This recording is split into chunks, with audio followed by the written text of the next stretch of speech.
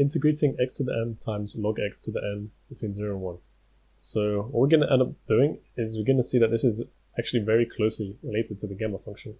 So we can see the gamma of n is defined to be the integral between 0 and infinity of t to the n minus 1 times e to the minus t dt.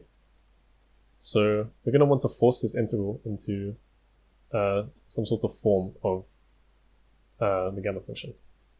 So we can start by saying u equals negative ln x, du equals minus 1 over x dx.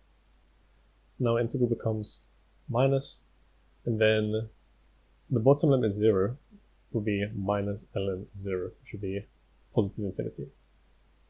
And then you'll have the top limit being minus ln 1, which is just 0.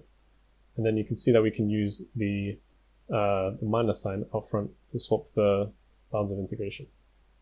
So I have the integral between 0 and infinity. Now x equals e to the minus u. So we can take this x here and write it as e to the minus u. Now for x to the m, we can write that as e to the minus u to the m.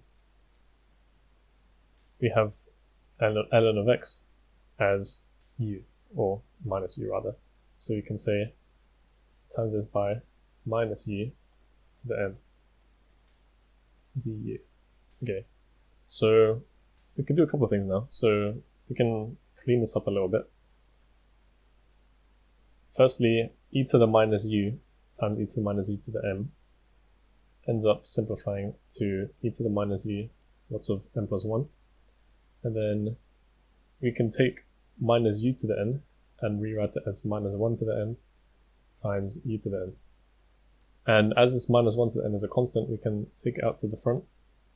So minus 1 to the n times e to the n du. Now we're fairly close to being able to use the gamma function. We just need to make one more substitution. So you can say t equals u lots of n plus 1. So now we have dt equals n plus 1 lots of du. Now our integral becomes minus 1 to the n over n plus 1. And now our bounds of integration will stay the same. And now we'll have e to the minus, and then this here just becomes t. So we have e to the minus t, and then u now becomes t over n plus 1. So we have t over n plus 1, and this is to the power of n dt. So now we can take out this factor of 1 over n plus 1 to the n as a constant. So we have minus 1 to the n over n plus 1 times n plus 1 to the n. Integral between 0 and infinity e to the minus t lots of t of n dt. And as we defined earlier, this here is just the gamma function of n plus 1. So you can write,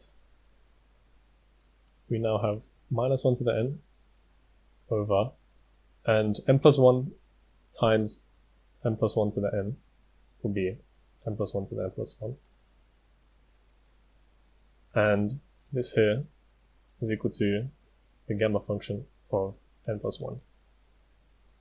So multiply this by gamma n plus 1.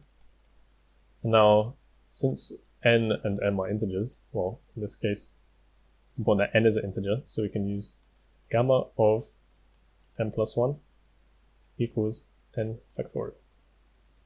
So our final answer can be written as minus 1 to the n, lots of n factorial over n plus 1 to the power of n plus 1. There you have it.